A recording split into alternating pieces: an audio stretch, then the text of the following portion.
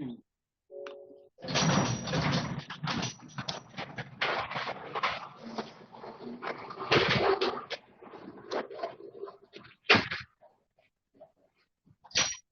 you been, Warrior? I'm doing well. Okay. God.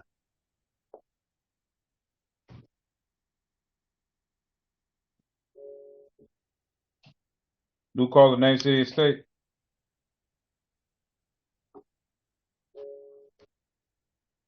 Salaki, Most High in Christ.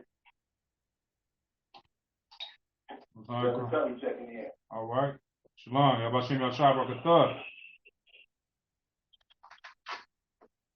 Yeah, but you want to talk about the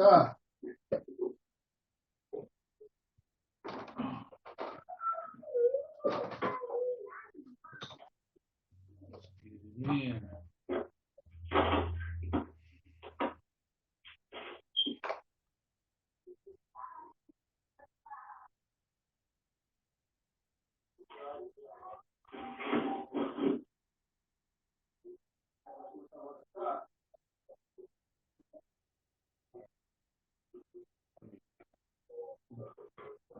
Watch it. Locust.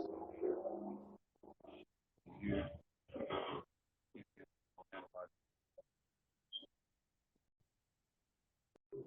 Use it.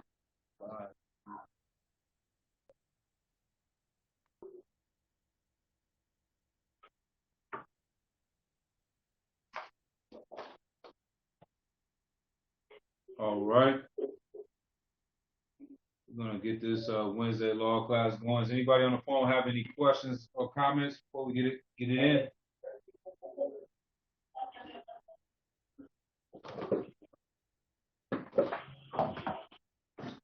Can the brothers hear me?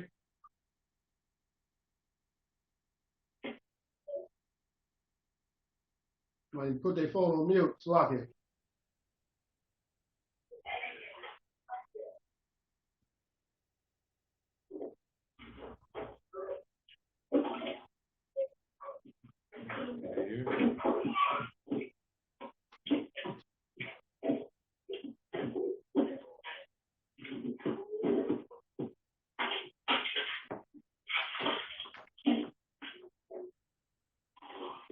So I put their phone on mute. Baba Kushah.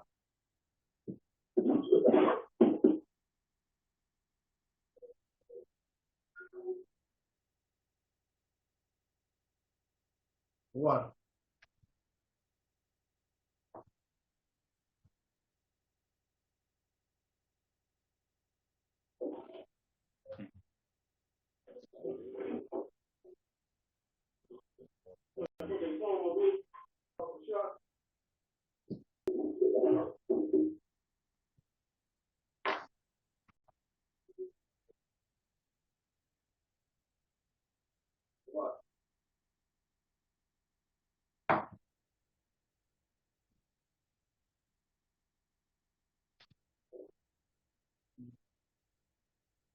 Yes, I'm saying. Keep the phone on. Don't watch the class.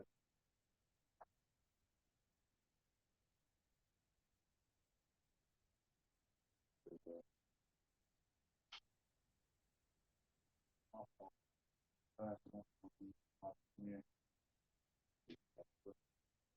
That's what you're looking for. Questions?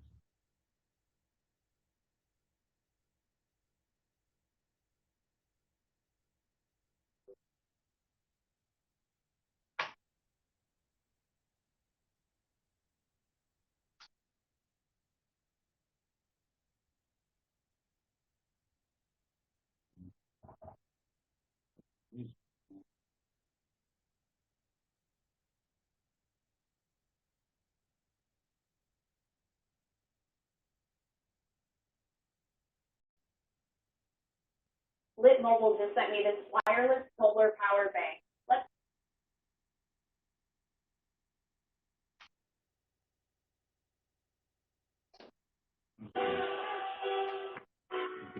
Can you hear me on the line through there? Bluetooth thing?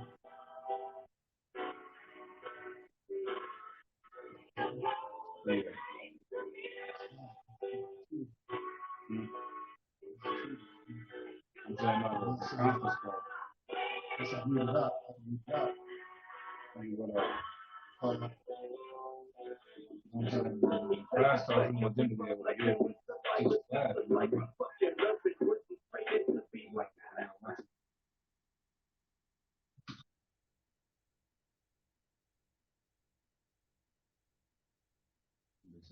Can the brothers hear me now? Any brothers on the line right now?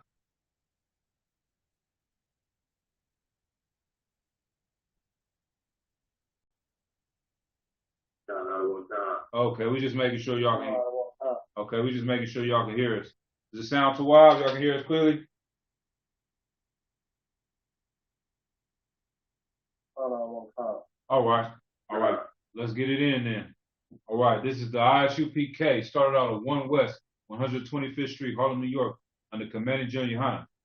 This is ISUPK Oakland. I'm Officer 500 Kasaka Pod. I was an Armor 1 500. All right. And like I said, we're going to get into the Wednesday night law class. Before we get into it, we're going to read what the ISUPK is about. In the ISUPK, we're educating Black, Hispanics, and Native Indians of their true heritage, which is comprised of the laws, statutes, and commandments of the Bible. Once our people begin to follow the laws in the Bible, God, or Yahweh in the Hebrew, will look down from heaven and have mercy on us. He will also send Christ to free us from our oppression.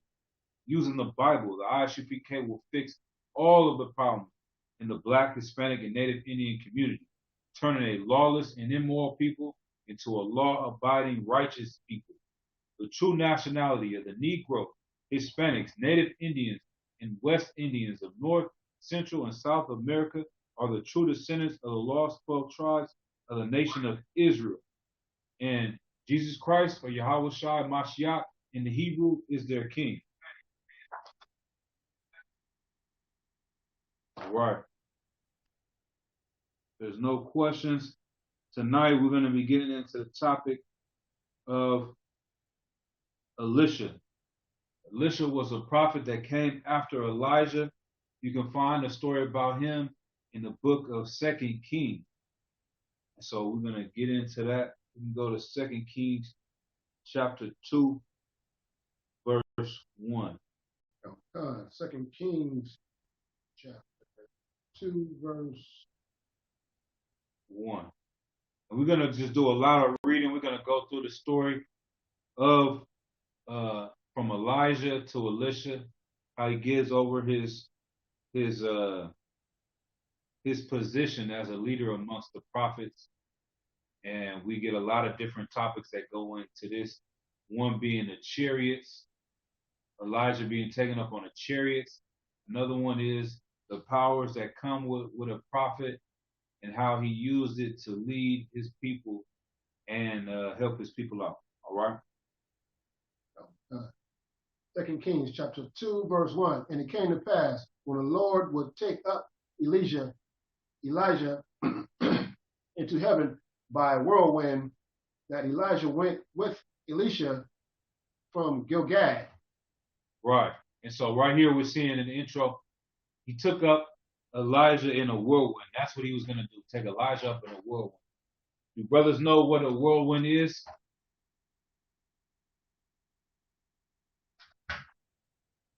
What is this whirlwind that's being talked about? Tornado. La. Anybody else?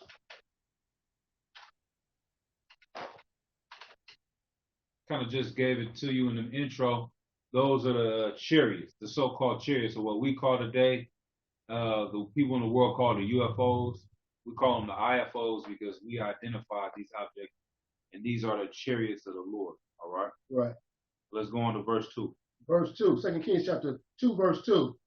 And Elijah said unto Elisha, tarry here, I pray thee, for the Most High has sent me to Bethel. And Elisha said unto him, as the Most High liveth, and as thy soul liveth, I will not leave thee. So they went down to Bethel. Right. So he's trying to, first Elijah's telling him to wait here, stay here. he's saying, man, I'm gonna rock with you. I'm riding with you. So they both went down to this city. All right, keep going. Verse 3, and the sons of the prophet that were at Bethel came forth to Elisha and said unto him, knowest thou that the Most High will take away thy master from thy head today? And he said, yea, I know it. Hold ye your peace. Right.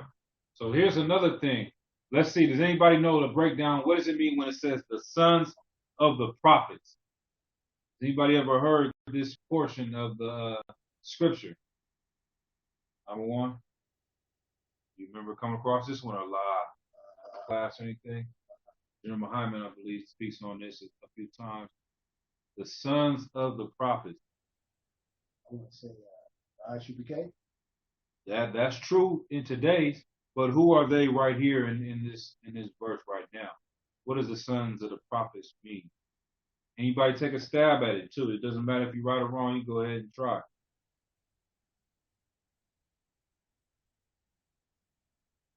If I may. Go ahead. I want to say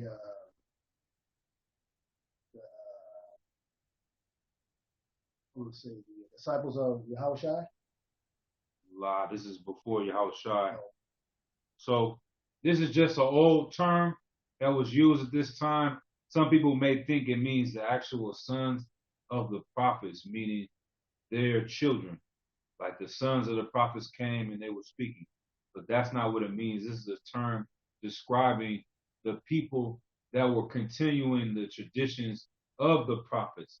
These were the students of Elijah and Elisha. This was their school. They had a school, and these were the sons of the prophets, meaning they're, you know what I mean? Like someone says, if Michael Jordan was the star basketball player, and you say Kobe Bryant was his son, he was the son of Michael Jordan because he continued his style, his mannerisms, everything. He continued his legacy. So these were the sons of the prophets. They continued the legacy of the prophets that came before them and so forth and so on. So today we would be considered the sons of the prophets. All right? Yeah. All right. So let's keep going.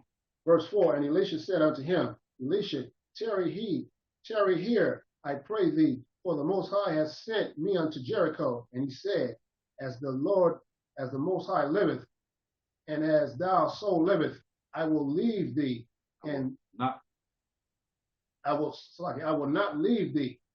So they came to Jericho. Once again, so he said, yeah, man, now I'm on another mission. The Lord's telling me to go over to Philadelphia and just stay here and hold it down. He said, nah, I'm riding with you to the end. And they both went to Jericho. All right?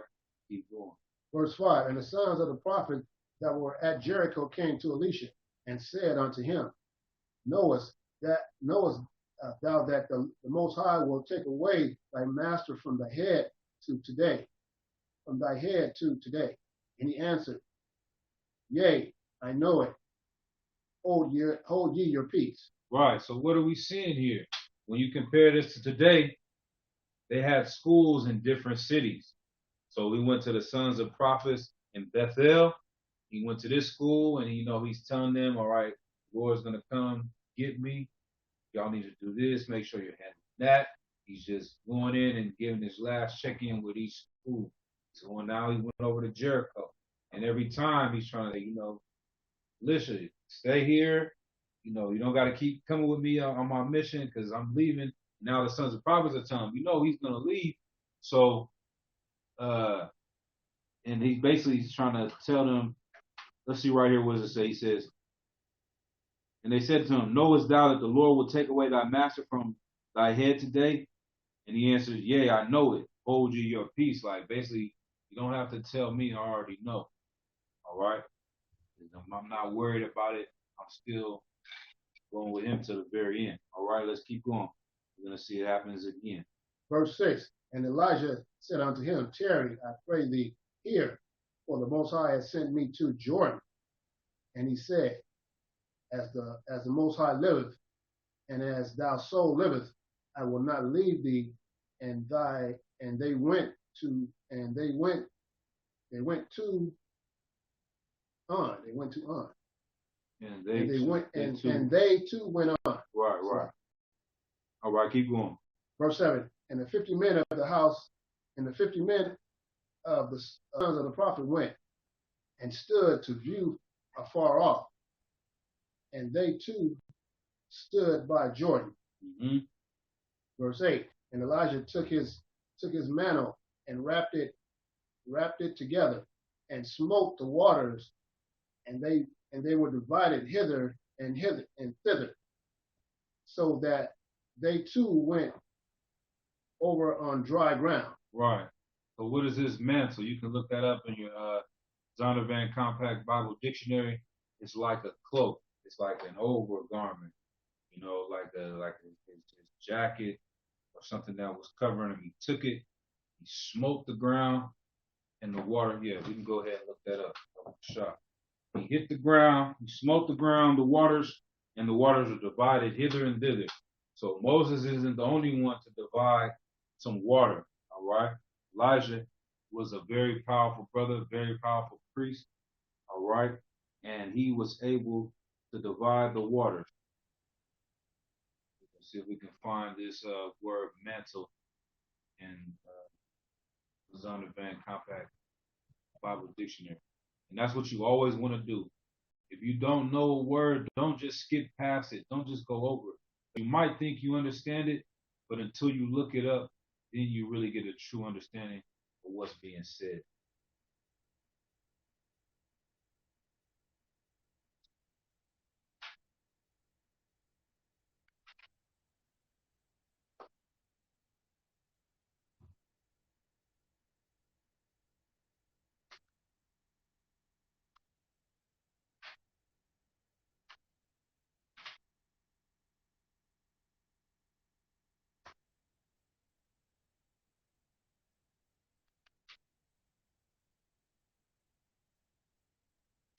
So, right here, 1 second.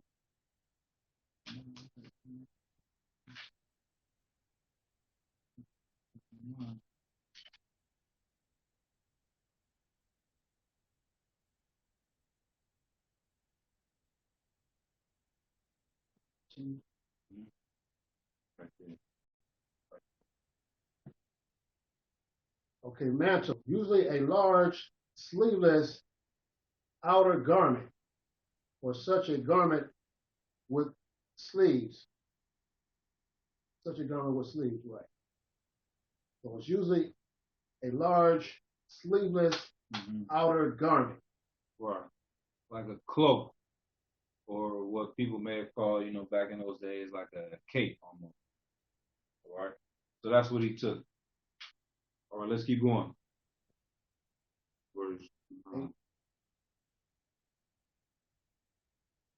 Verse 9. Verse 9. And it came to pass when they were gone over, that Elijah said unto Elisha, ask what I shall do for thee before I have taken away from thee. And Elisha said, I pray thee, let a double portion of thy spirit be upon me. Right. So he's telling him, what is it that you want before I go? And he's saying, I pray thee, I beg of you, I beseech you, I ask you to give me a double portion of thy spirit. That's a heavy thing to ask for. He didn't just ask to have the same ability that Elijah had. He wanted double the ability that Elijah had. All right, new caller, name, city, and state.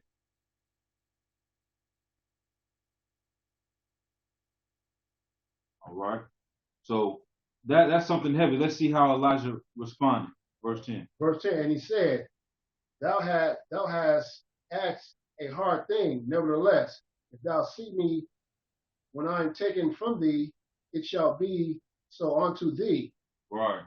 So he's saying, man, that's a hard thing to ask for. It's like Kobe Bryant's coming to Michael Jordan and saying, I want to be twice as great as you. And Michael Jordan already knows he was a hell of a player. He said, man, that's a hard thing to ask for, to be twice as good as me or to have twice as much of a spirit as I do.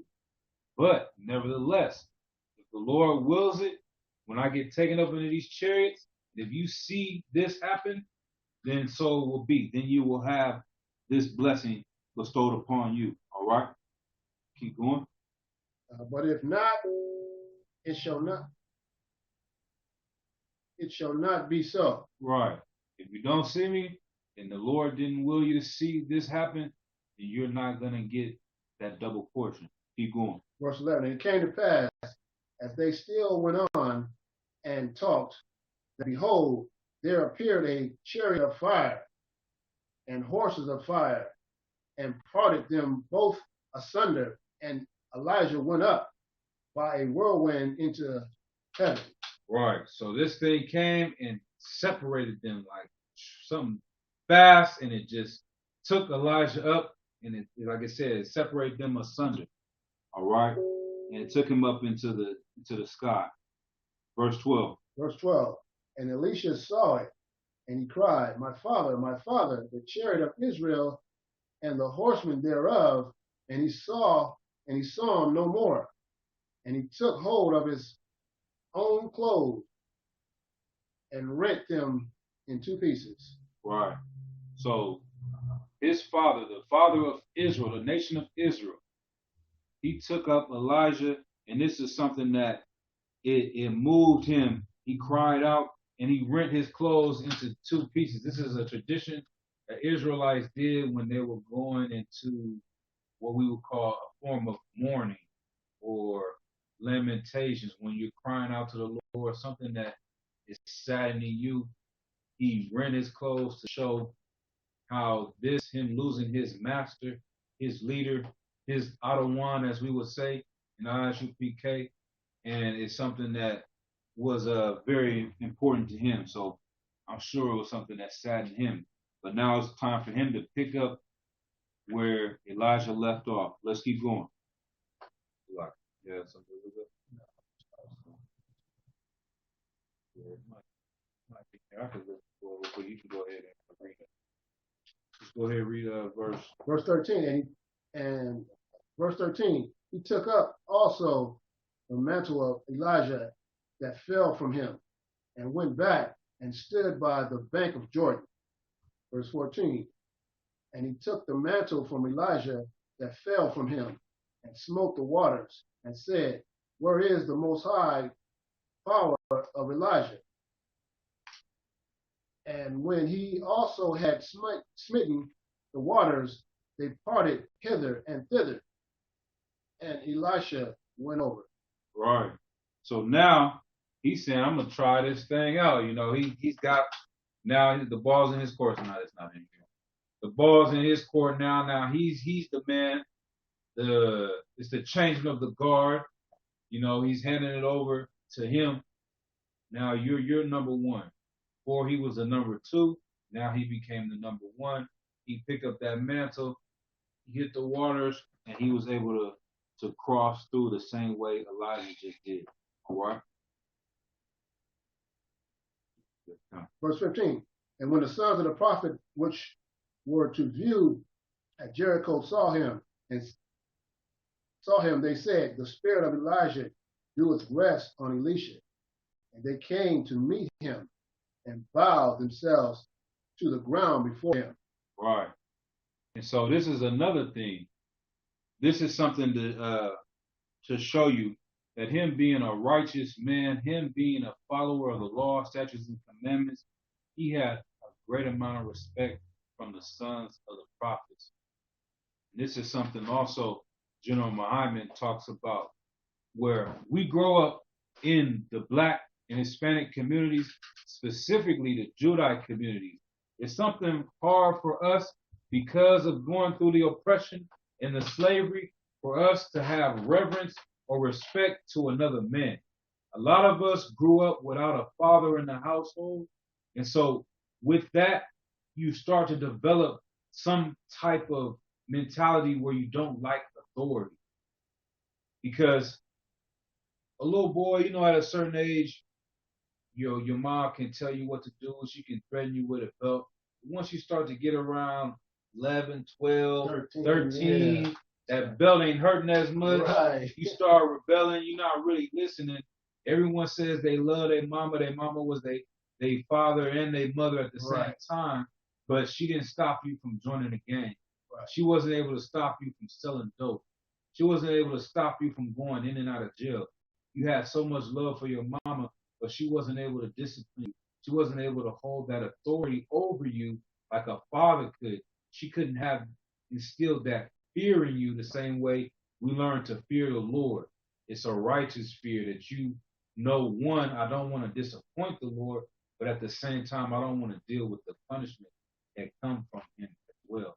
And so men that grow up in single homes, a lot of times to have another man tell you what to do, it messes with your mentality or psychology because you've never had this done before and you feel like it's attacking your manhood. But it's actually a masculine thing to follow another righteous man. It's actually strength in being a soldier and being able to take orders and not be emotional, which is something that men learn with a lot of times with growing up with just their mother. So these men right here, they bow to the feet of Elisha. They say, you got the glow. It's kind of like that movie, what's the movie? With Bruce Leroy, The Last Dragon or whatever. And in the ghetto, you know, Bruce Leroy.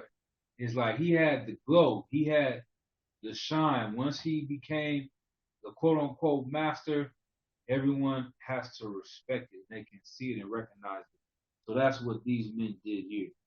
And so they think that we're worshiping General Yohana because we said ISUPK is under commanding General Yohana. We give credit to General Yohana for staying in the truth and holding on to the truth and raising up men like ourselves. They think that that's like putting a man, what's the word? Men pleasers or something like that. Yeah, exactly. Fake Israelites. But clearly they don't know the Bible where these men, these sons of the prophets bowed down before Elijah, before Elisha. And it was nothing wrong with that. They weren't worshiping him. They were just paying homage and respect. Right. All right. Let's keep going. Okay, verse 15. 16. Verse 16, and they said unto him, behold now, there be with thy servants 50 strong men. Let them go, we pray thee, and seek thy master, lest peradventure the Spirit of the Most High has taken him up, and cast him upon some mountain, or into some valley. And he said, ye shall not sin. Right, so now they're saying maybe Elijah got taken up and got dropped off. So they want to go check and see and look, and he's saying, no, don't do that. And keep going. Verse 17. And argued him, when they urged him till he wasn't ashamed, he said, sin. They sinned therefore 50 men. And they sought 3 days, but found him not. Right, so they're thinking maybe we're going to go over here to this other mountain, and maybe Elijah got dropped off, and they want to see if he's there. Elisha didn't want to do it. He know he got taken up in the chariots. He was gone. He wasn't coming back. But, you know, they still have this belief. It's kind of like where people kept saying Tupac was going to come back. Right. You know what I mean? People just don't want to believe. Yeah, Tupac is gone, man. He's not coming back. They love him so much. You love his music. You want him to be a leader. You feel hopeless. You know what I mean? So they just didn't want to believe that Elijah was really gone. All right? Right. Let's keep going. Verse 18, and when they came again to him, for he tarried at Jericho, and said unto them, did I not say unto you, go not? Right. Then I told you niggas. You know what I'm saying? I told you niggas, you already at it. Y'all didn't want to listen, but it's okay. You know, all right, let's keep going. Verse 19, and the man of the city said unto Elisha, behold, I pray thee, the situation of the city is pleasant, as my Lord seeth, but the waters is not, and the ground barren. Verse 20, and he said, bring me a new curse, and put salt therein. A new cruse. A new cruse. Yeah. No sweat. And put salt therein, and they brought it to him. And they brought it to him. Right. Does anybody know what a cruse is? That's one of those things in the Bible. One of those words. What is a cruise? Let's see if we can find it in here. Yeah, I got it right here. I'll give anybody a chance real quick if they can find it. I mean, if they know what it is. If not, we're gonna go ahead and read it. But these are the things you want to look it up. That's why you have this this Zondervan Compact Bible Dictionary or the full version. That's why we say your starter kit coming into the ISUPK. You want to get your King James Version Bible. You want to get your Apocrypha. You want to get your Compact Bible Dictionary. Those are the things that you need in your arsenal, so you can, if you're reading by yourself, you can look these words up and find out the context of what's going on. All right, you got it? Yeah, cruise, a small porous earthen vessel for the purpose of holding liquids. Mm-hmm. It's like a jar. It's a big, a vessel to hold water, basically, water jug. All right. So let's go ahead and read that part again. Look. Verse 20, and he said, bring me a new cruse, bring me a new holding some purpose of liquid. And he said, bring me a new cruse and put salt therein. Mm-hmm. And they brought it to him. Right. Bring me a new vessel so I can put this water into it, because they were saying there was no water in this area. It was barren. It was like a drought over here. All right. So they did that. Verse 21. 1. And he went forth unto the springs of the waters and cast the salt in there and said, thus said the Most High, I have healed these waters. There shall not be from thence any more death or barren land. Verse 22, so the waters were healed unto this day, according to the sayings of Elisha, which he spake.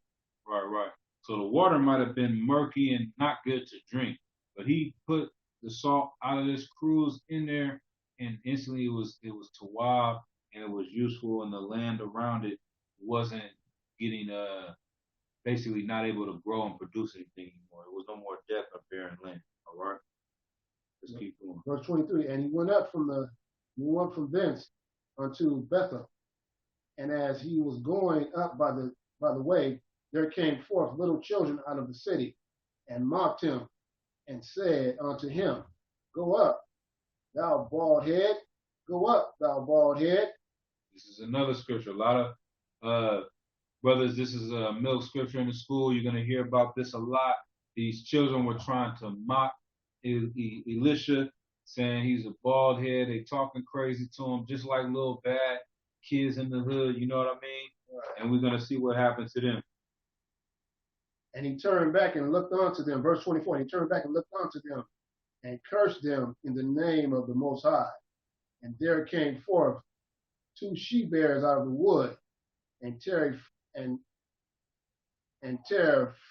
of the children, and tear 40 and 2 children of them. Wow. Right. So these bears came out of the woods and chewed them up. Now, some people, especially the conscious community, Brother Polite or whatever, they'll come out and say, well, why would you believe in a God that sent and attacked these little children? No one said they were 5 years old or 8 years old. It could have been 15, 16, 17 knuckleheads ganging around him and talking crazy. So you don't know. They didn't say exactly how old these children were. But the most important lesson to learn is you don't want to play with the priests and prophets of the Lord.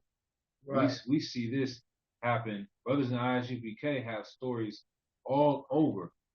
One is Captain Kapash talks about someone I think in Indianapolis. I used to come by the camps and talk to them, and they were saying they could have actually got the brother arrested, and they didn't get him arrested, and they just let him go. And lo and behold, a couple months later, they came and they said the dude he was missing a leg, man. You know what I'm saying? The same one that was coming and talking crazy and cursing at the camp and telling these brothers this and that, the Lord, took away his leg. And there's countless other stories where brothers will say certain things. I think even Junior Hana, I'm not exactly sure. One of the other ones on the East Coast talked about one brother that was out there and saying, why are y'all talking about the so-called white man? And why are y'all talking about him? He's not that bad and blah, blah, blah, blah. And they said, a week later, he lost his job and he's coming over there to the brothers and saying, yeah, he is a devil. You understand? White man is a devil. So one week and he's thinking that we out of our mind until he had to go and see for himself. Like if I may. Go ahead. One incident, when Captain Kafash was, they was on the street doing their street teaching, and an Edomite came up was saying something, and then a Issacharite brother came out of nowhere and just clocked him and right. I remember that one. That's one of the UPK highlights. Yeah. It was like Jordan jumping from the free throw line. We can run that tape back over and over again. And what did Kafash do, man? And Kafash was still talking. He was still bringing these scriptures, to him. He ain't never broke his word and what he was saying from the beginning to the end. And that, like I say, that Issacharite brother came out of nowhere and just like, man, what are you doing, man? Just like, bang! Right. And it was over. Let's give it up for Captain Kafash, man. The Most High, man. The Lord, man. For real. That was very UPK right there, man. He kept on his scripture, kept on his speaking, didn't even pay attention to what was going on with that devil. Right. You know what I mean? But it's definitely the Lord will work on your behalf. So that was an example right there. You see it in the story with Elisha where these bears came out and handled these children for messing with a prophet of the Lord. All right. So let's see. We're going to skip down. Let's go to chapter 4. We're just going to ride through some good stories here with Elisha. I just want to bring these stories out, man. And they just to show you a man that had great power. It's one prophet, we always hear about Moses. We always hear about King David, Solomon, Isaiah, Jeremiah, Daniel. But Elisha was a cold brother. He did a lot of great things in his time. And so this is one of the prophets, like I said, he asked for a double portion. He really went out there and did the work of the Lord. And like I said, it's Wednesday night law class. We know Elisha was keeping the law, statutes, and commandments. Right. This is where his power came from. It didn't come from him finding no goddamn lamp like Aladdin in the in the desert. As they tell you these stories growing up. Yeah. That this is where you get your powers. You ask the genie 3 wishes. No. His power came from the Lord. Right. And that's the same thing. The way we're able to go out and do this work of the Lord, you would think these things are impossible to get certain people off of heroin, or to quit smoking cigarettes, or females stop being a whore, right, or brothers being whoremongers, or selling dope. Right. These things are done through the power of the Lord. All right? Like if I mentioned, like what you're saying, the word God, God is not the Most High's name. It's just a reference, which means power. You know what I'm saying? So that's who we get our power from. We get our power from Most High. You know what I'm saying? Yahweh in Hebrew. Right. You know what I'm saying? God just means power. You know what I'm saying? It doesn't mean, that's not his name. Basically, that's not his name. Mm-hmm. So, we go off and we say God, you know what I'm saying? We speaking it because that's what everybody know him as, that God, you know what I'm saying? But it just means power, you know what I'm saying? Right. But his actual name is power. Right. Hebrew. Divine Christ. All right. Let's see. We're going to go to chapter 4 and verse 8. Okay. Let's see some more stories about what Elisha was doing. 2 Kings chapter 4, verse 8. And it fell on a day that Elisha passed to Shunem, where was a great woman, and she constrained him to eat bread. And so it was that as often as he passed by, he turned and thither to eat bread. So she was always welcoming him and trying to be hospitable to him and saying, constrain him, here, take this bread with you, brother. Feed the brother. Yeah, right. Exactly. Feed the brother. It's like the sisters in the UPK do, and it's just a beautiful thing to see, all right? Right. Let's keep going. Verse 9, and he said unto her husband, behold now, I perceive that This is a holy man of the Most High, which passeth by us continually. Right. This is a righteous brother. He's not like everyone else. Something about him is extra special. He seems like he is a holy man of the Most High. All right. Verse 10, let us make a little chamber, I pray thee, on the wall, and let us set for him there a bed, and a table, and a stool, and a candle. And it shall be when he cometh to us, that he shall turn in thither. Right. So what is this telling you about Elisha? What can you guess about this brother just by her saying this alone? You know, what do you think, Abuwa? They were just making this brother comfortable, with a bed, you know what I'm saying, with a table and a stool and a candle. Why would he need a bed though? So he can rest.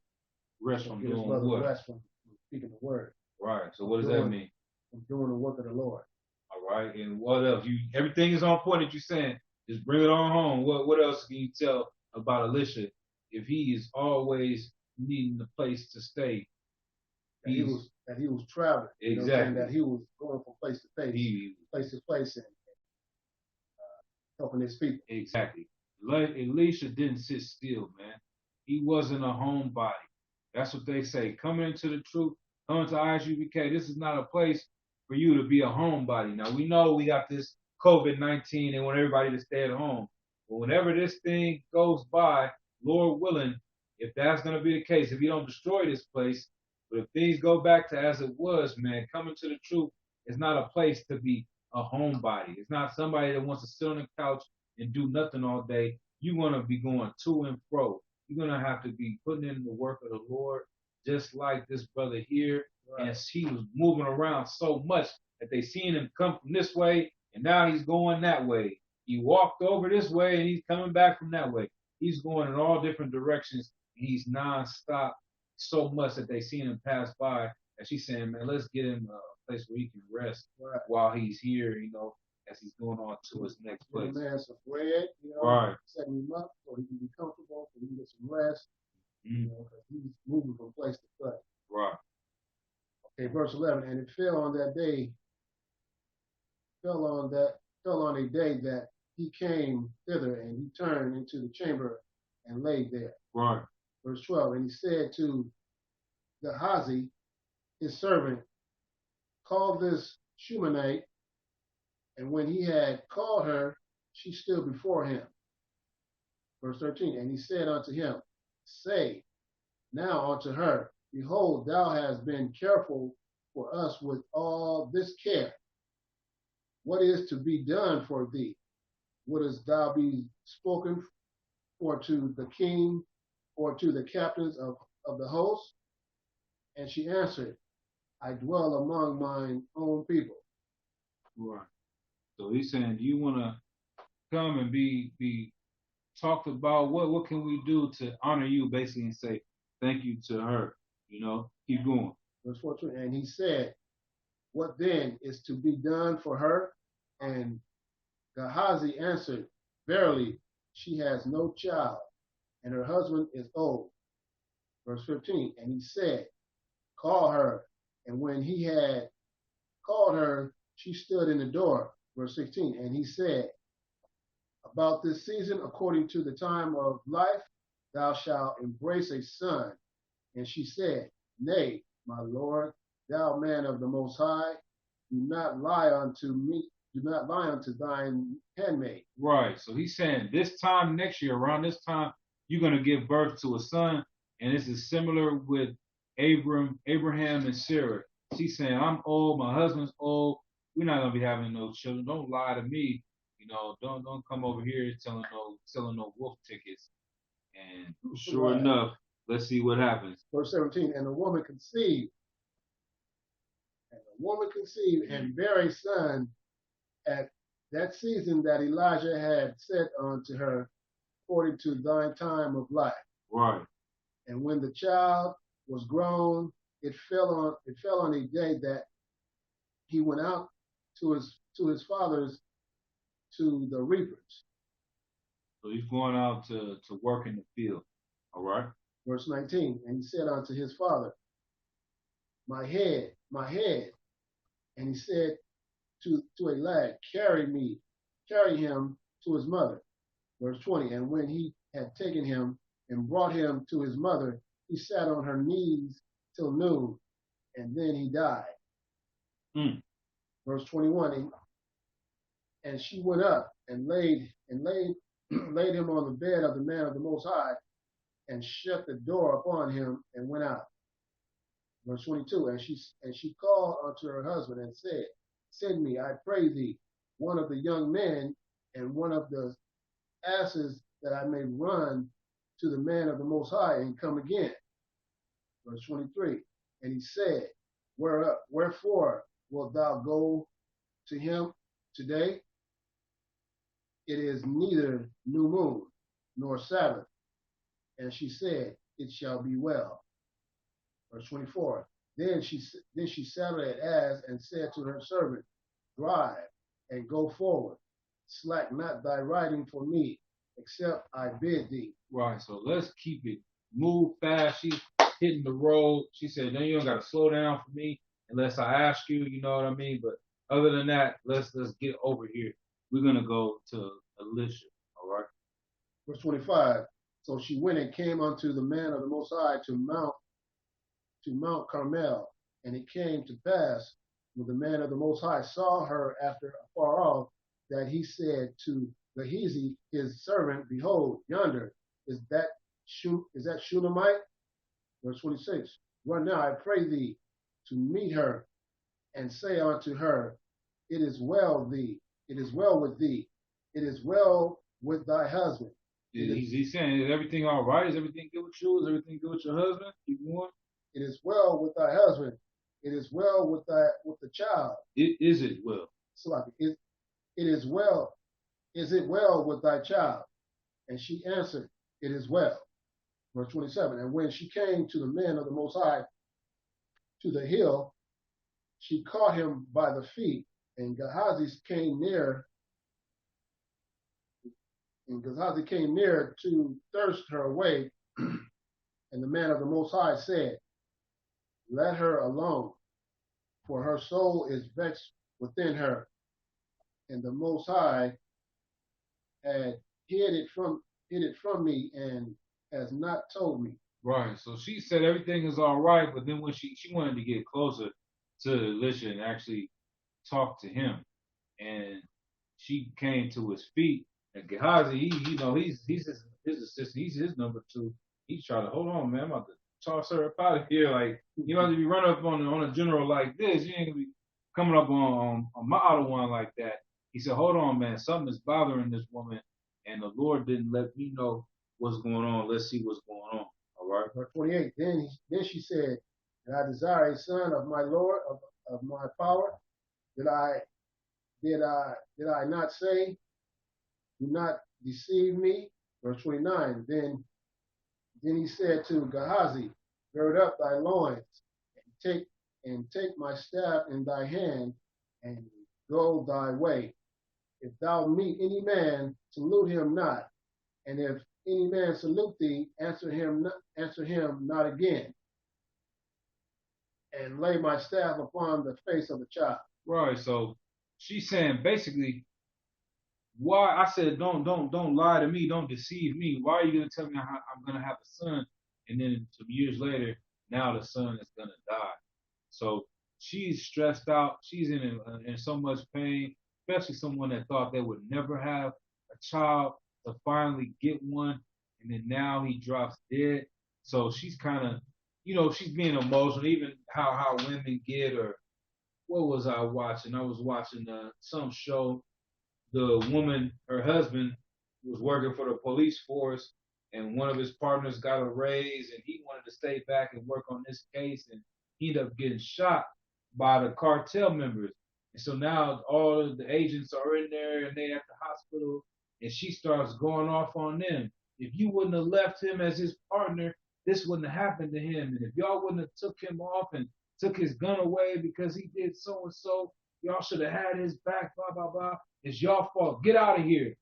she's taking her emotions out on them, and her sister had to tell her, it's not their fault. You acting like they went up and pulled the trigger on him. You know what I'm saying? Like Right. she's acting like Elisha put a hit out on her son. You know what I mean?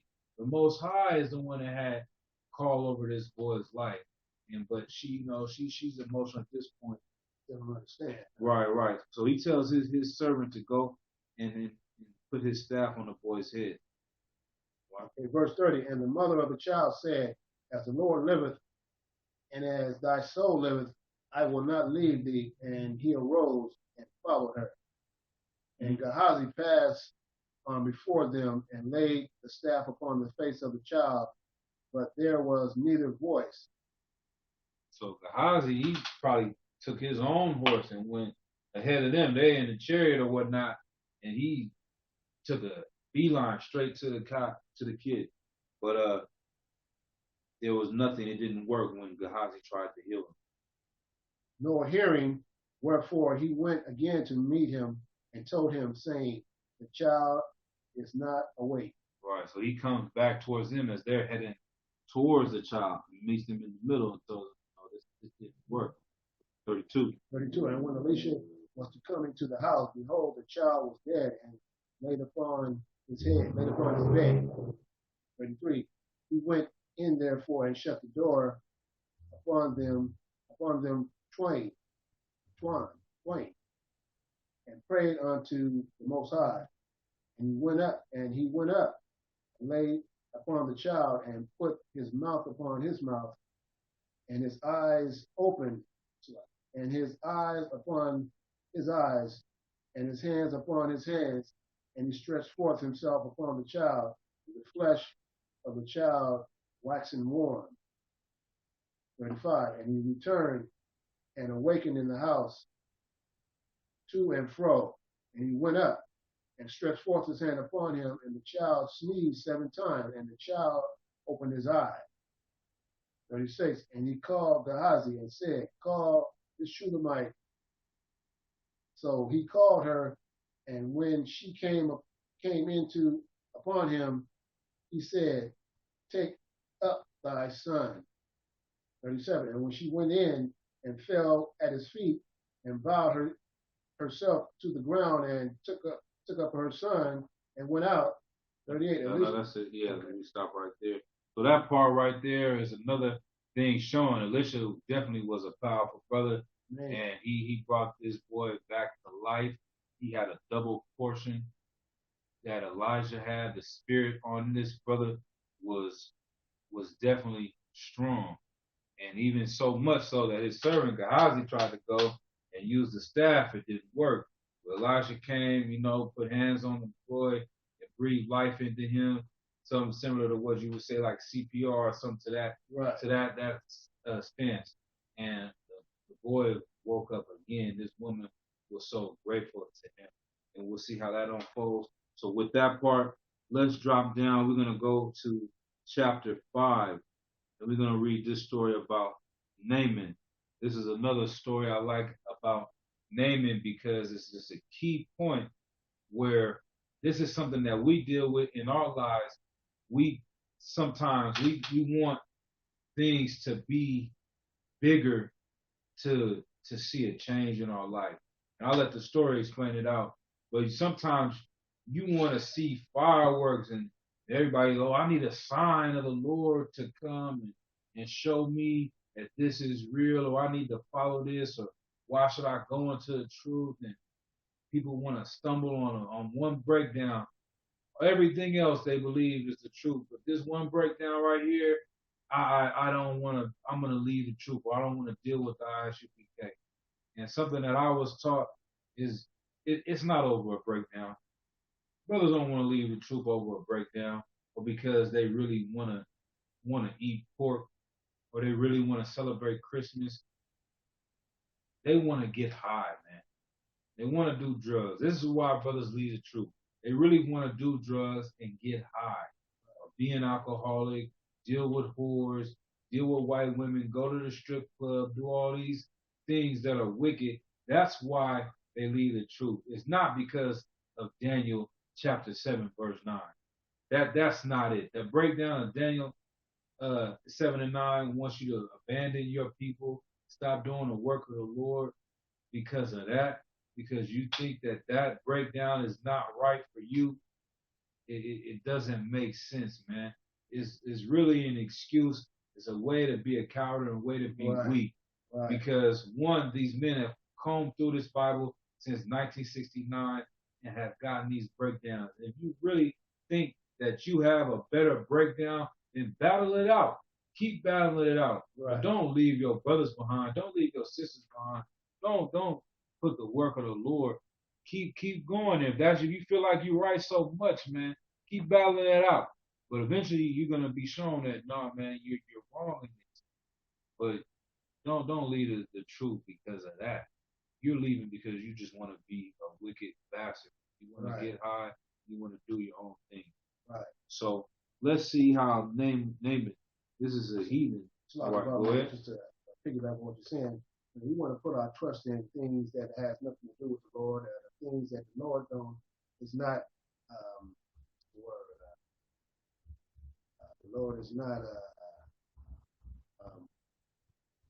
He's not with or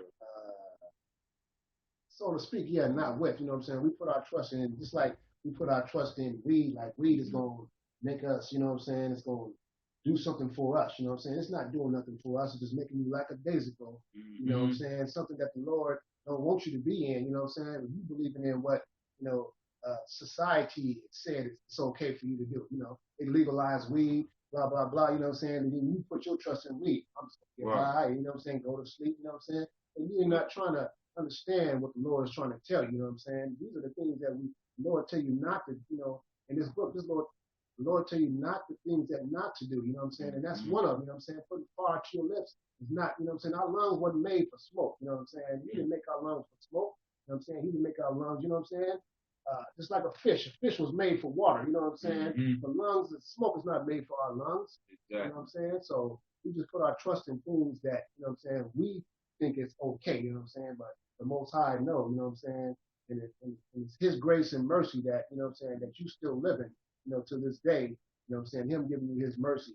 You know, but at one point in time, you know what I'm saying, the mercy is going to run out. You know what I'm saying? You're going to die doing, you know, what man is telling you what to do, you know what I'm saying, and not what the Most High is telling you. Right. And that shows you how, that's why me, you know, saying this other day, that in a lot of ways, man, believe it or not, that weed is worse than crack. Right. Why do we say this? People say, oh, I ain't on the street and I didn't lose my house and I didn't do all that. That's the reason why, man.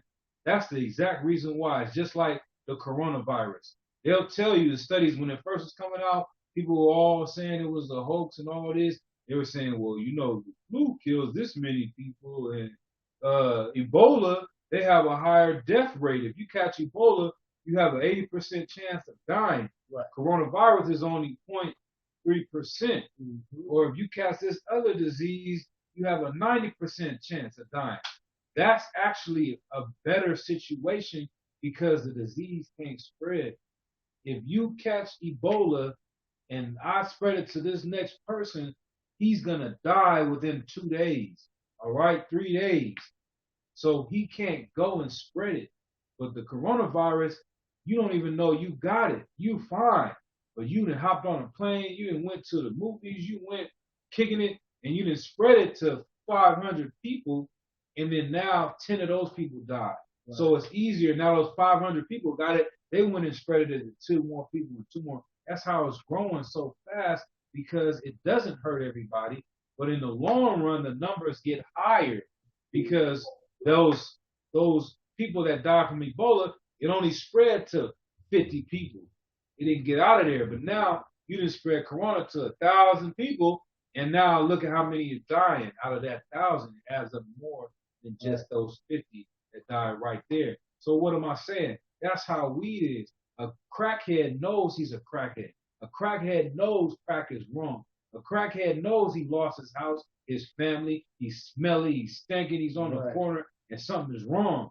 A goddamn weed addict, since they don't see people losing their homes and and living on the streets, they think it's okay. Mm-hmm. They don't realize that they just spent hundreds of thousands of dollars in their life on burning something up, and it's just evaporated in the air on the emotion that you can't go throughout the day without having some substance outside of you to exist.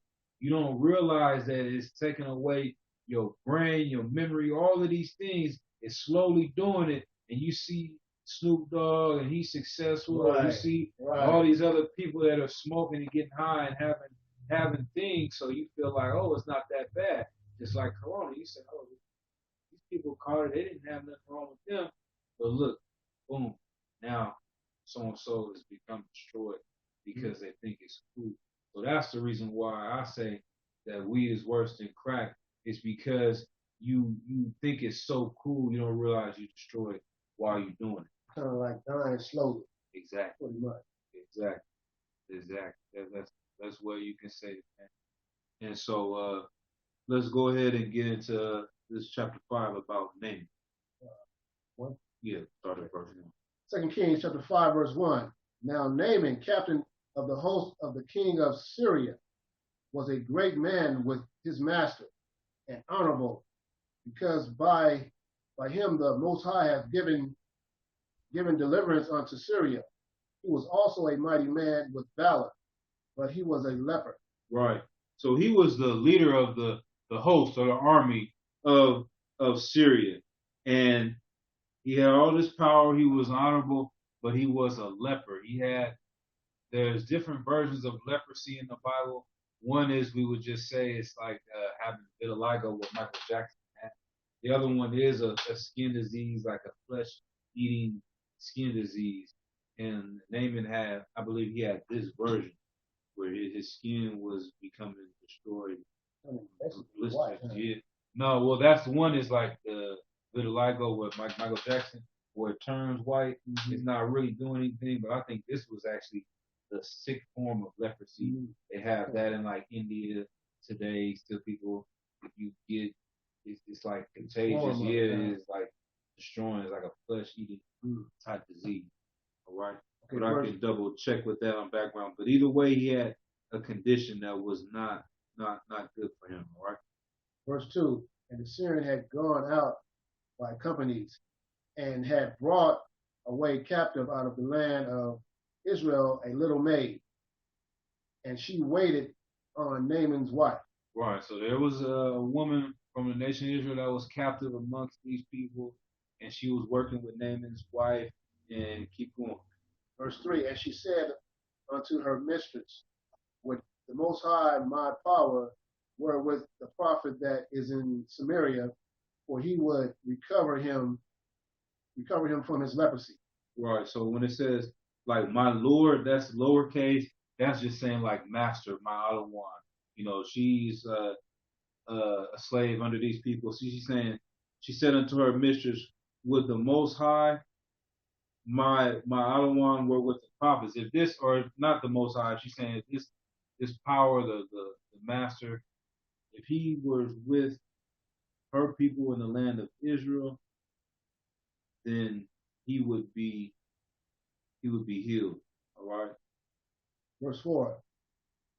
And one went in and told his Lord, saying, Thus said the maid that is of the land of Israel. That's black right there. Thus and thus said. That's kind of like you saying whoopty whoopty whoop. You know what I'm saying? He just kind of got straight. You know, she's saying this and this and that, and she's saying this and that. Thus and thus and thus saying whoopty whoopty whoop, yada yada. You know what I'm saying? She said all this right here. All right. Verse 5. And the king of Syria said, Go, and I will send a letter unto the king of Israel. And he departed and took him 10 talents of silver and 6,000 pieces of gold and 10 changes of raiment. Right. He said, so send this to the king of Israel if this is true, and let's see if we can help out my servant Naaman. Verse 6. Verse 6. And he brought the letter of the king of Israel, saying, Now, when the letter is come unto thee, behold, I have therewith sent Naaman my servant to thee, that thou mayest recover him of his leprosy. Mm-hmm. Verse 7, and it came to pass when the king of Israel had read the letter that he rent his clothes and said, am I God to kill and to make alive? Right. So he's saying, am I the Most High? Or that's just like, am I the Lord? Who am I to kill and make alive? How am I supposed to heal this dude? Keep going. That this man doeth sin unto me to recover a man of his leprosy. Wherefore consider, I pray you, and see how he seeketh a quarrel against me. So he feel like this is a setup, basically. He's saying this is a foreign king. They already taken some of our people captives in Syria. You coming over here, it's kind of like, what were they saying a couple of weeks ago that Kim Jong-un, the leader of North Korea, was sick and was about to die. Right. They hate America. Right. We know we're enemies. Right. And then he calls over to Trump and he's saying, hey, who's the doctor over there that can heal me? Trump looking like, what are you talking about? You want somebody over here, so you got to kind of look at it maybe in the reverse, where Israel might have been the smaller nation at this time. And that's why he rent his clothes. He's like, is he trying to start a fight up with me? Because if we can't heal his servant, they're going to start a war with us. You know what I mean? But he's trying to start a quarrel. He seeketh a quarrel against me. All right, verse 8. Verse 8. And it was so when Elisha, the man of the Most High, had heard that the king of Israel had rent his clothes, that he sent to the king, saying, wherefore hast thou rent thy clothes? Let him come now to me, and he shall know that there is a prophet in Israel. Right. So he's saying, don't stress out. Send him to me. I got this. You may not. You know what I'm saying? Go ahead. Hey, could you guys just put the phone closer to y'all so we can hear you a little bit better? No sweat. How about that? Is that a little bit better or loud? Come. All right. The water for that too. Yeah. If there's ever any problems with hearing, just let us know. Okay, verse 1. Verse 9. So Naaman came with his horses and with his chariots and stood at the door of the house of Elisha. Verse 10. And Elisha sent a messenger unto him, saying, Go and wash in Jordan 7 times, and thy flesh shall come again to thee, and thou shalt be clean. Right. That's why. Okay. That's where it's saying, yeah, his flesh was getting taken off of him.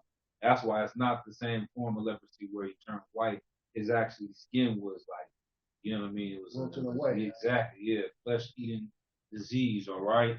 And so he's telling him, go into the Jordan and wash, and you will come out clean. This is my favorite part that we get into, and this is something that I said when brothers coming into the truth, or when people talk against the ISUPK, this is something that comes to mind. So this is one of my favorite parts about this story.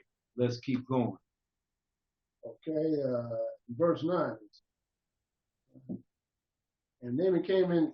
I think you go to verse 11. But Naaman was wroth and went away. Naaman was what? Was wroth and went away and said, Behold, I thought he will surely come out to me and stand and call on the name of the Most High his power and strike his hand over the place and recover the leper. Right. So what is this right here? To me, this is a perfect example of Christianity. Naaman is coming over here. He's saying, man, he didn't even come out and see me. He feeling like a great man. He came on his chariots. Obviously, they got money. They got guap. They rolled up on the day they put up in a Rolls Royce. He in the back. He's sick. He's dying. But he still came in his style. You know what I mean? He got servants. He got people opening the door for him. He's sitting in the back of the limo. He pull up to the school. He in Harlem. He in 125th Street. He looking around like, I ain't never been to the ghetto. Looking over his shoulder. He's sitting in the back of the limo. And, Jimmy Hanna don't even come outside. You know what I'm saying? He done came all this way to see Jimmy Hanna. Jimmy Hanna sent a trooper outside. The trooper come to the door. He said, hey, man, I need you to go over to Brooklyn, you know what I'm saying, and holler at this sister over here. She got some oils and she'll hook you up and you'll be too wild. But just go over here and swim in this lake or this pond or whatever, and you'll be too wild. And he said he got mad. He was wroth. He said Naaman was wroth. He's pissed off. He hold on, man. What kind of disrespect? He didn't even come to. Read that one again. Read it, verse 11 again. And Naaman was wroth and went away and said, Behold, I thought he will surely come out to me and stand and call on thy name of the Most High his power and strike his hand over the place and recover the leper. Right, put his hands over his arms and over his body and heal him. And that's why I said that reminds me of Christianity right there. The guy, what's his name? I think it's Ben-Hur or whoever. He has the most money, like $700 million in the Christian church because he's known to healing people. When they come into his church, he waves his hand. You can see videos and they all fall back on the ground and he just waves his arms and all of this stuff. You know what I mean? And they go and be healed and they push people on the head and damn near assaulting them. You know what I'm saying? They be pushing them so hard in the forehead. It's like, damn, you almost broke that person's neck. And people come all over and they give their money to this man the same way. He's bringing this money to try and pay a prophet of the Lord to do the work of the Lord. And he's saying, hey, man, you can just come out, do some hocus pocus, and I'll be healed. You tell me to go to get in the water and dip.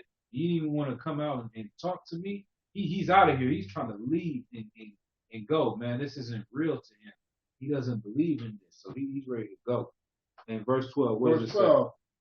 Are not Abana and Pharpar, rivers of Damascus, better than all the waters of Israel? Right.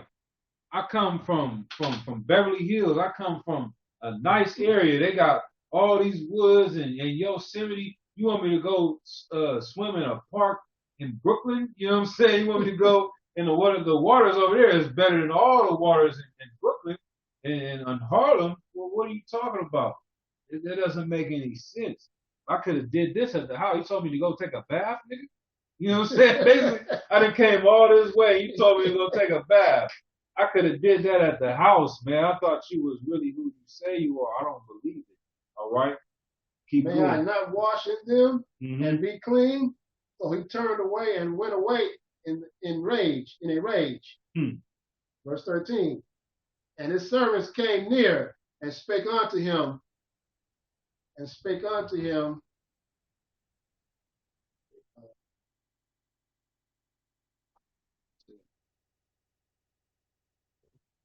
13. His servants spake unto him and said, My father, if the prophet had bid these to do some great things, wouldest thou not have done it? How much rather then, when he saith to thee, wash and be clean. Right. So that's my favorite. That's one of my favorite verses in this whole chapter. One of my favorite verses in the Bible was they saying, if he would have told you to do some great thing, you would have done it. If he would have told you to stand on the top of the roof and put some foil on something and hold one leg up in the sky or mix up something and drink that and then, go sit in the sauna or whatever, just all this different hocus pocus things, you would have did all of that because you needed to see a show and to believe in this man. Right. The same way, if you go and you see Joel Osteen got 10,000 followers, he's on stage and there's lights and there's cameras and there's everyone moving around, then that means it's real. Grandma's at the home getting on her phone and sending her credit card number and paying this devil on TV tithes because he has a show going on. That's why she's sending her money in, because it looks good, and that makes her believe that he's a prophet of the Lord. So keep going. Verse 14.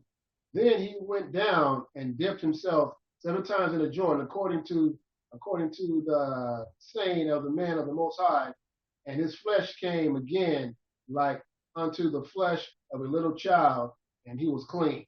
Right. So that kind of woke him up. He said, you're right, man. If it was something complicated, I would have went and did that. Right. But since it's something small, I don't want to do it. but not realizing that something small will actually help them. And so that's what brothers that I say, coming into the truth, you guys need to really take heed and listen to the men above you, because you might make it, as they say, a mountain out of a molehill. You thinking that you got all these problems and no one can understand what you've been through. And what do brothers tell you?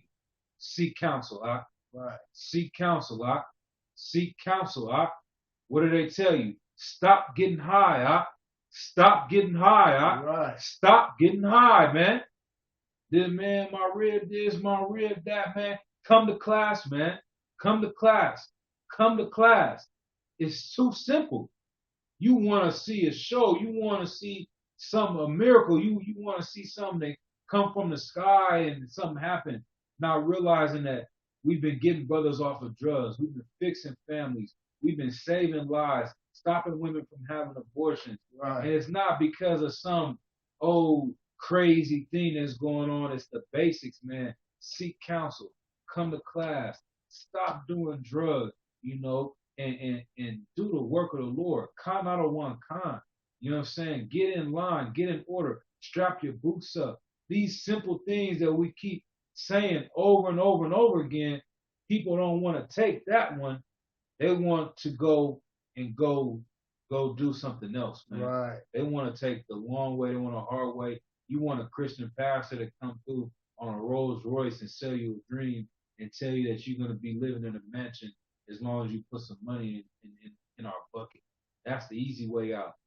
You don't want to hear someone tell you, man, to shut the hell up, and just get in line and do this work and sacrifice your Saturday, sacrifice your Friday night, sacrifice your birthday celebration and going to Christmas and turkey with grandmama. Forget all of that. You don't want to hear that part. You want the easy way out that looks complicated, all right? Precept, Proverbs 99. Give instruction to a wise man, and he will yet be wiser. Teach a just man, and he will increase in learning. That's right, man. That's right, man. That's heavy right there. That's a good precept. You teach a wise man, he will become wiser. You teach a just man, he will become better, all right? But if you want to be foolish, you want to not listen to the priests and prophets, and you will stay in your condition. And that was what was going to happen to Naaman. But his people had to wake him up. They said, man, we would have told you to do something great. Right. You would have done that. Right. But since it's something small, you don't even want to try it. You know what I mean? Had no validity to it. Right. Just try calling in for counsel. Just try stop smoking weed, man, and working. Keep coming to class. You feel like you can't quit. Doesn't matter if you come into class high. That's what they say. Keep coming to class though, and you will get that demon off of you. But the minute you feel like you're weak and that's what's gonna keep you away, then you'll never conquer that demon, man. So you just gotta take heed. These brothers haven't been saying this since 1969 for no reason. You think the men above you wasn't getting high the same way? You don't think they was dealing with the same issues that you were dealing with? Especially the sisters, they want to come out and get mad for the priest talking about don't have no abortion. Don't have an abortion. Like that's a one-sided thing. Like women are the only ones that feel the pain of abortion. Like brothers haven't taken women down there themselves and took money to pay for these things, man. That pains brothers too. That works on their brain. They've been suffering the same thing too. All right? And you think they're just telling you because they haven't been through it as well? They're telling you the truth. And that's what's going to help you. It's not some fancy show because Pastor going to do the show and he going to say you're going to be forgiven and you just got to repent over and over and over again and don't change. Just keep doing what you do. Get 12 more abortions. The Lord is going to love you. No, man, the Lord is going to destroy you.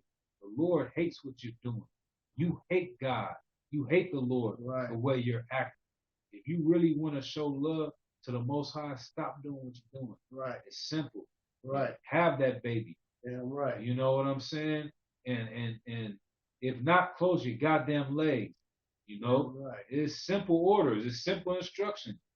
Stop dressing like a whore. Stop scrolling through Facebook and Instagram being boy crazy. You've been boy crazy since you was 13 goddamn years old. How about you humble yourself, shut your mouth, keep your head down, and actually learn about the Lord and focus on something different than men all the goddamn time, man. Right. You know, these are the simple instructions you're gonna get. This is a simple counsel that you're gonna get that goes a long way and can actually heal you. All right. Like that's you said it's so you know what I'm saying, so heavy, you know what I'm saying? It can be just as little as, you know what I'm saying, stop smoking weed, you know what I'm saying?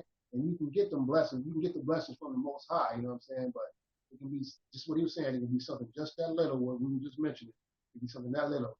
Stop smoking weed, you know what I'm saying? Stop sleeping with your brother's wife, you know what I'm saying? Stuff like that, you know what I'm saying? So we just have to understand what these things that we doing today, what it means, you know, what it actually really means. We think we boast and brag on, you know, like that's so, that's, you know, making you so much of a man, you know what I'm saying? That's not making you much of a man in the most high eyes, you know what I'm saying? You being a wicked ass bastard. That's You know what I'm right. saying? That's all you being, you know what I'm saying? Let's do what the most high say, you know what I'm saying? And not what man say. Right. All right. Let's keep going. Then we have what, verse 15. 15. Come. And he returned to the man of the most high, he and all his company, and came and stood before him. And he said, Behold, now I know that there is no God in all the earth, but in Israel. Now, therefore, I pray thee, take a blessing of thy servant. Right. He said, now I know there is no God, there is no power other than the one in Israel. Yeah, right. Because believe it or not, that heathen was doing all things under the sun, man. Right. He probably was calling different witch doctors and voodoo doctors. You know? He called, you know, it's like the coalition probably. He said, send the little Japanese one in. Right. And they said, oh, drink under tea and take tiger balls. Right. And, you know, and they was doing the same thing they doing today. And nope, that didn't work. He said, all right, call the African one in. She came in and blowing smoke on him. Yeah. Drink this monkey blood. juice. Yeah, Drink monkey blood. juice. Right. You know, sitting in the middle. You know, all right, no, that didn't work. He said, I'll call a little Edomite one from Europe.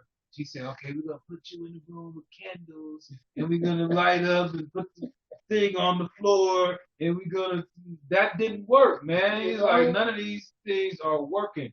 You know what I'm saying? So he came to Israel and said, okay, surely there is no power other than this one. This is a testament that you guys have the truth. You guys are doing it. And that's where it says, the Lord will make even your enemies be at peace with you. I think that's in Proverbs 16th chapter.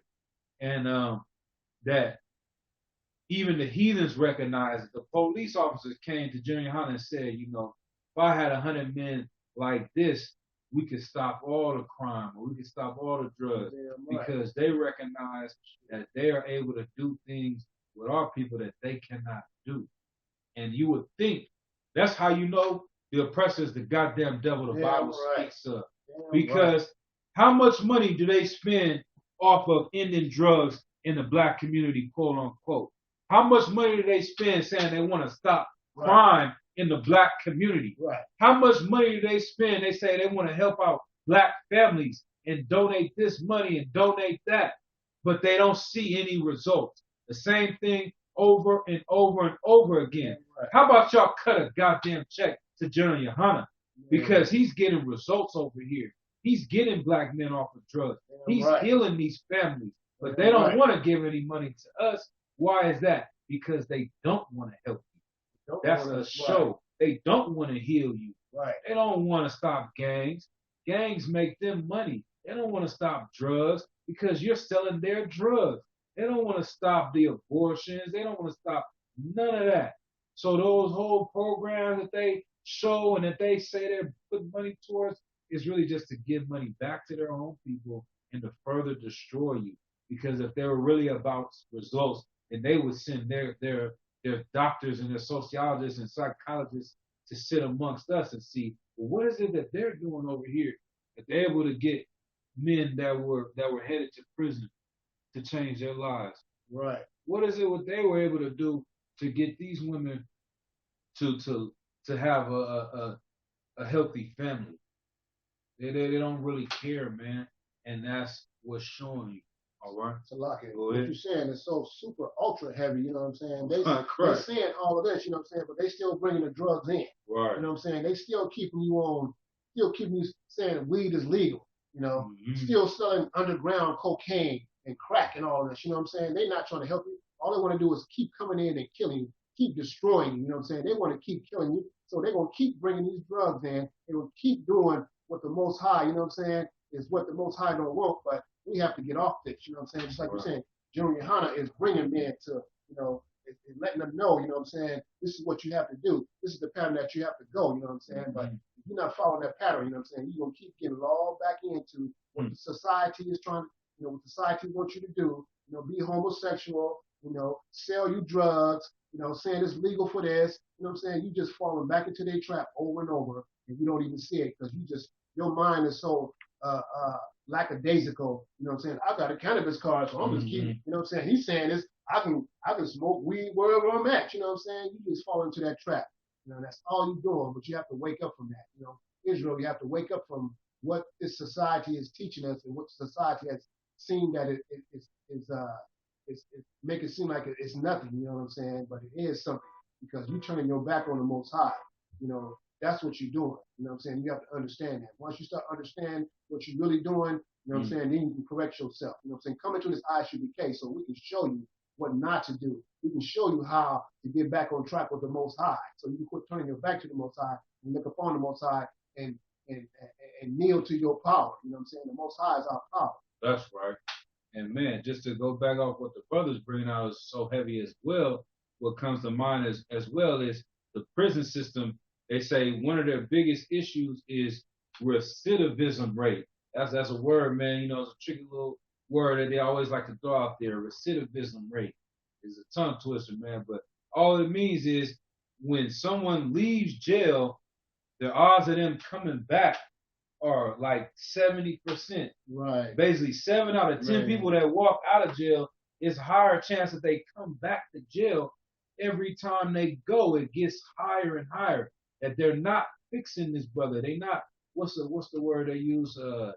Restore, or what's the other word? They want you to be rehabilitated. Rehabilitated. Man, if everybody knows, I know a little old school for the younger cats, but there's a movie called Carlito's Way. And in the intro, he's getting out of jail because they found a loophole that the DA or they set him up to send him to jail. So his lawyer got him out of jail, and he said, all right, can I address the court system? And they said, okay, you get your time to address the court system. Right. He basically, man, said, F you, Your Honor, F the DA. Right. He said, I want to thank them for being crooked because that's how I got out of here. He said, but I went to jail. He said, I didn't get rehabilitated. I didn't get re-educated. I didn't get nothing. Hey, man. He said, you know what I mean? He's like a Latino Puerto Rican brother. He's like, nothing. I didn't get what you guys were trying to do. This didn't make me better. You know what I'm saying? But that's what they try to tell you. They want to rehabilitate you, but they actually make you a bigger criminal. Right. And you come out wanting to do more crime. They say prison is like crime university. The streets was high school. You go to prison, you learn how to become a better criminal. Right. You know what I mean? And so all those billions and dollars they spent on prison, why wouldn't they spend half of that money and give a couple million to showing that we are being rehabilitated? You're seeing brothers actually change their life. They don't want to come and study us and learn and give us the power to help more people. Right. Because like you said, it pushes what they want. Right. But for time's sake, let's go ahead. We got a little bit more on this one, and we'll go ahead and get the prayers up. It's a lot. 16. Let's see. Yeah, come. 2 Kings chapter 5, verse 16. But he said, as the Lord liveth, before whom I stand, I will receive none.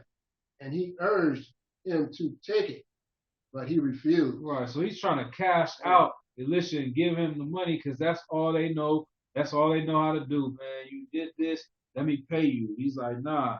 Because everybody else, best believe that little Japanese woman wanted to get some money for them tiger balls she was selling. That African woman, that's how they do. If anybody knows voodoo, they will heal you, quote unquote. That's what they tell you. But you gotta pay them, man. You gotta pay. You gotta pay what you weigh. if you want to stay. You know what I'm saying? Everything that they teach, or even with the fraternities or the Freemasons, Illuminati, you have to pay to move up in your ranking or whatever that stuff is called, degrees or whatnot. It comes with money. The truth isn't to be bought. You know what I'm saying? The truth is not something. It says, take the truth and sell it not. That's in Proverbs as well, man. It's not here some hustle. Others paying their tithes, but you're not about to buy your way up no rank. You're not about to buy your way into any position of power or favor because you paying money. Right. Nah, man, it's the work of the Lord, and that's how Elisha was doing. Man, I didn't do this for you. I did this because the Most High told me to do it. You think I would have healed you if the Lord didn't give me the ability to do it? Right. All right, so let's keep going. Verse 17, and Naaman said, Shall there not then, I pray thee, be given to thy servant 2 mules burden of earth? For the servant will henceforth offer neither burnt offerings nor sacrifice unto other gods, but unto the Most High. Right. So let's drop down to verse 19. We're going to skip ahead a little bit. Verse 9. And he said unto him, Go in peace. So he departed from him a little way. Yeah, so he didn't take it, man. He said, just go in peace, and that's it. Shalom. Verse 20. Verse 20. But Gehazi, the servant of Elisha, the man of the Most High, said, Behold, my master has spared Naaman this Syrian in not receiving at his hand that which, but as the Most High liveth, I will run after him and take somewhat of him. Right. So this right here reminds me of what we call the candy cane. It was a brother that was in the school, Tazadakia, and he started the Israelite school, Church in God in Christ. Right. And they always said he wanted to have double ties. That's what he had in his school, his camp, or whatever you want to call it, a fake Israelite group. They had double ties. You're not paying 10%, you're paying 20%. He was always trying to be a record star and buy fancy cars and everything. So he was in the truth. He learned from the priests and prophets of the Lord, but then he wanted to take that knowledge and go and sell it and hustle it. So this is what Ghazi is saying. He's like, he had that spirit of him on him. And he said, okay, I'm going to go and catch up with him and get something from him. I'm not going to let, he came over here with all this gold. We told you what he came with. He came with talents of gold, 6,000 pieces of gold. Talents of silver, 6,000 pieces of gold, and 10 charges of raiment, of clothes, a whole bunch of clothes and everything. So let's see what happens with Ghazi. Verse 21, a.k.a. Our pastors. Exactly, same spirit too. You know? Exactly. Verse 21, so Gehazi followed after him, and when Naaman saw him running after him, he lighted down from the chariot to meet him, and said, It is well. It's all well. It's all well. Yeah, is everything good? Everything to wild man? What's going on? What's going on? Verse 22. Verse 22, and he said, All is well. My master has sent me, saying, Behold, even now there be come to me from Mount Ephraim 2 young men of the sons of the prophets. Give them, I pray thee, a talent of silver and 2 changes of garment. So man, Ghazi's trying to be slick. First he said, my master sent me. That's like a fake Israelite. They saying the Lord sent me to come do this work. Right. He cut us off from the truth, though. We're not going to stay one body. We're not going to stay one West. We're not going to be in order and rank of what the Lord put us in, but we still represent the Lord. Right. He still sent me here. No, the Lord didn't send you here. Yeah, no, your master did not send you to do that. You're a goddamn lie, man. But you're trying to fake like you're doing that. Then on top of that, he tried to money launder. He tried to hide the money. He said, man, there's going to be 2 sons of the prophets coming from that direction. Give it to them. Really, you know it's for him. You see what I'm saying? But you want to hide it off with them so he can bring it around the back door so he looks like his hands are clean. But keep going. Verse 23, and Naaman said, be content, take 2 talents. And he urged him, and bound 2 talents of silver in 2 bags, with 2 changes of garments, and laid them upon 2 of his servants, and they buried them before him. Right. So he's like, man, instead of me giving it to them, I'm gonna give it to you right here.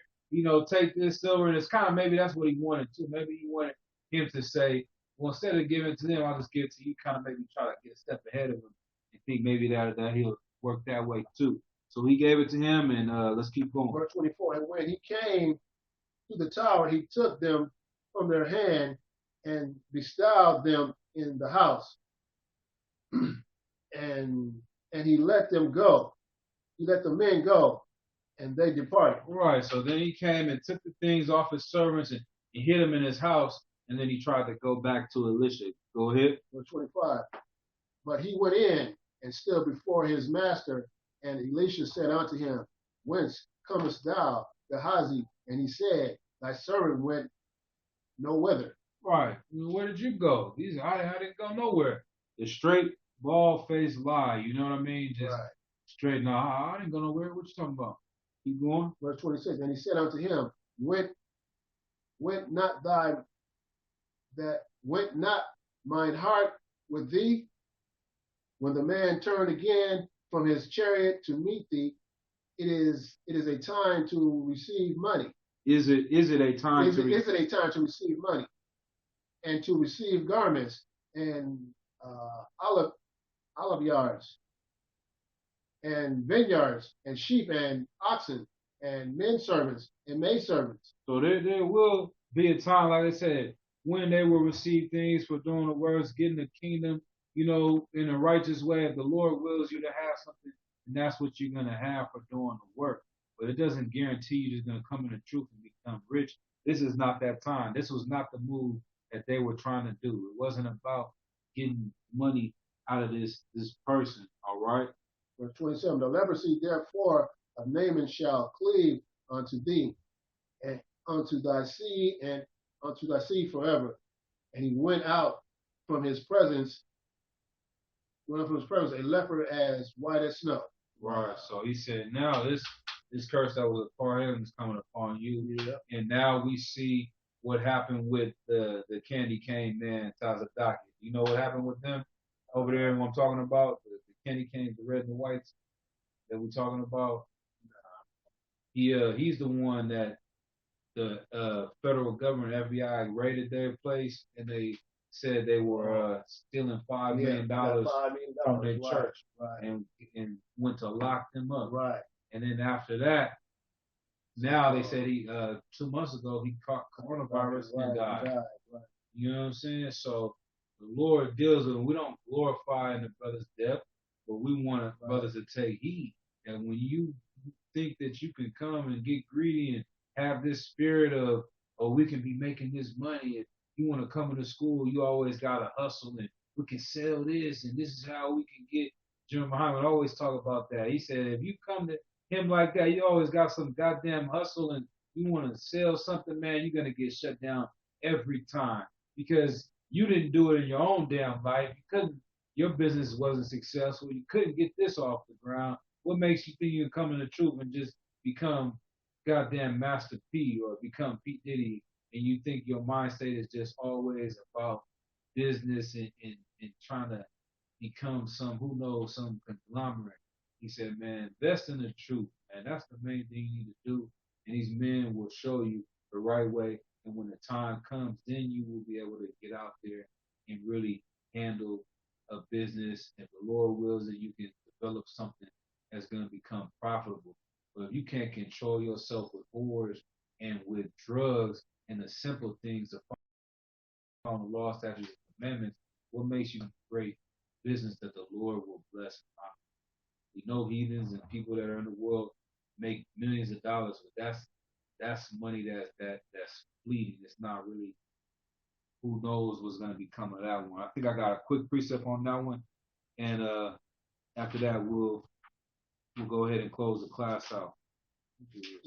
Jeremiah 42, warn to the pastors that destroy and scatter the sheep. My pastor saith the Most High. Mm-hmm. Therefore, thus shall the Lord of God of Israel against the pastors that feed my people. Man, that's what these pastors do. You know what I'm saying?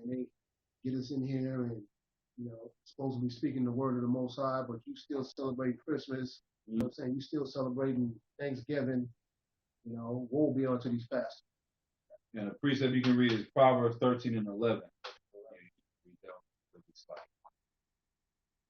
Proverbs 13:11. Wealthy gotten by vanity shall be diminished, but he that gathereth by labor shall increase. Right. Man. If your wealth is gotten by vanity, it's just all about floss and show. Right. It means nothing. It's just to have things to get. You want to have the Louis, Gucci, and this is your whole mind state.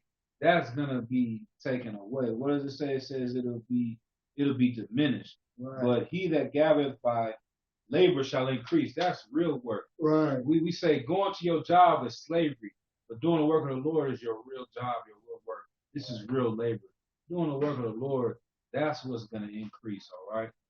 And so, like we said, we don't glorify the brother losing his life or having to go to prison, but we definitely telling you, if you have that same spirit that Gehazi had, and you think that the wealth and the money is more important than what the orders from the Lord are, then that curse will be upon you as well.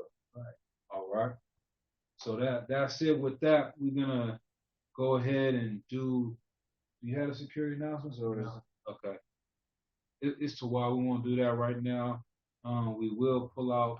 We'll do the Lord's Prayer, and now we'll close out for the. Amajim. And then brothers on the phone, just put your phones on mute. You can say the prayers with us, but just don't have your phone on while you're doing it. Upon your Hadakidam, we'll turn to the east. We're going to say the Lord's Prayer. Abanawa. Shabbat Shemayim. Shabbat Shemayim. Kodash. Kodash. Hayah. Shemka. Yahweh. Malakaka. Taba'ah. Zayaka. Hayah. Aisha. Baratazah. Bawa. Hayah. Hashemayim. Thunder now. Come. Kal. Yawam. Wasalak now. Wasalak now. Kawak now. Kabawak now. Kasalak now. Kasalak now. Kawak now. Kabawak now. Wala'ah. Tabayai now. Tabayai now. Walasai one. Palasai 1. Four. Awashai now. Palasai now. Mayan. Mayan. Rai. Kaya. Kaya. Laka. Laka. Amalakwa. Amalakwa. Wala'ah. Wala'ah. Wahatapara. Para. La'ai Olamni. I will love you. In English, our Father, Our Father, which art in heaven, which art in heaven, hallowed be thy name. hallowed be thy name. Yahweh, Yahweh, thy kingdom come. thy kingdom Thy come. will be done Thy will be done in earth in earth as it is in heaven. as it is in heaven. Give us this day Give us this day our daily our bread, daily bread. and forgive our debts Forgive us as our we forgive our debtors. as we forgive our debtors. And lead us not Lead us not into temptation, into temptation, but deliver us from evil. but deliver us from evil. For thine is the kingdom, Thine is the kingdom and the power, and the power and the glory, and the glory forever. forever. So be it. So be it. Right? We're gonna give one courtesy salute to the teacher, men of Israel, Amajim Shabbat, Amajim, Barak, Yahweh Hashem Yahshua Barak Atah.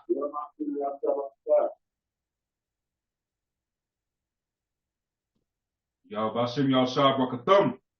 All right, men of Israel, we'll give one courtesy salute to the sisters out there. Men of Israel, Amajim Shabbat, Amajim, Barak, Yahweh Shemar Alatham Bashim Yahshua. Y'all Bashim, y'all Shah. With that being said, Yatamazah, class dismissed.